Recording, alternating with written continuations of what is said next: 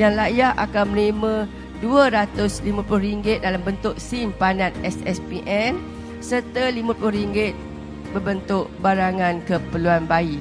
Dan untuk makluman juga bahawa setiap kelahiran kita tidak memilih B40 ke M40 ke, kita setiap yang lahir je di negeri Pahang ini akan layak menikmati program ini, tak kira bangsa, agama dan sebagainya.